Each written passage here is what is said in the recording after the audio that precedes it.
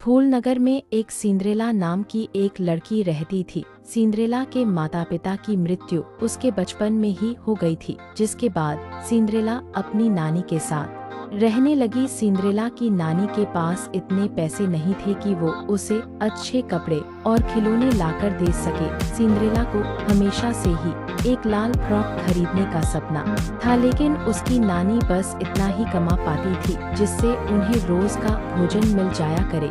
ये सब देखकर सिंड्रेला कभी अपनी नानी को इस बात के लिए परेशान नहीं करती थी। एक दिन सिंड्रेला ने रात के खाने के समय अपनी नानी से बोला कि वो अपने छोटी उम्र के बच्चों को ट्यूशन पढ़ाना चाहती है, जिससे घर में मैं भी आपकी मदद कर सकूं। सिंड्रेला की बात सुनकर उसकी नानी बात मान गई। अगले दिन से ही सिंड्रेला ने छोटे छोटे बच्चों को पढ़ना शुरू कर दिया। धीरे धीरे करके सिंड्रेला के पास और बच्चे आने लगे, जिससे सिंड्रेला अच्छे पैसे कमाने लगी और अपनी नानी की और अच्छे से मदद करने लगी। ये सब देख सिंड्रेला की नानी ने बोला, अब जब हम दोनों साथ मिलकर घर चला रहे तो क्यों न क्रिसमस के लिए तुम्हारे पसंद की एक अच्छी सी ड्रेस लेकर आई जाए। ये सुन सिंड्रेला बहुत ही खुश हुई और उसने नानी के साथ जाने के लिए हाँ कह दिया।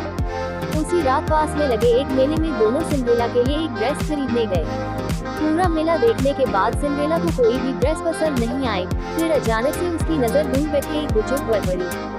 उस बुजुर्ग के पास के लाल रंग की एक फ्रॉक थी, जिससे देख सिंड्रेला उस तरफ दौड़ी और वहां जाकर अपनी नानी से ड्रेस की मांग करने लगी। इतनी साधारण फ्रॉक को देखकर उसकी दादी ने सिंड्रेला को वो फ्रॉक खरीदने के लिए मना कर दिया, लेकिन सिंड्रेला नहीं मानी, जिस पर दादी ने दुकान वाले से फ्रॉक का दाम पूछा।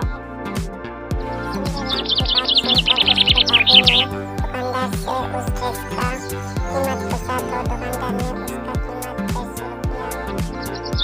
दादी ने कहा इस ड्रेस का इतना सस्ता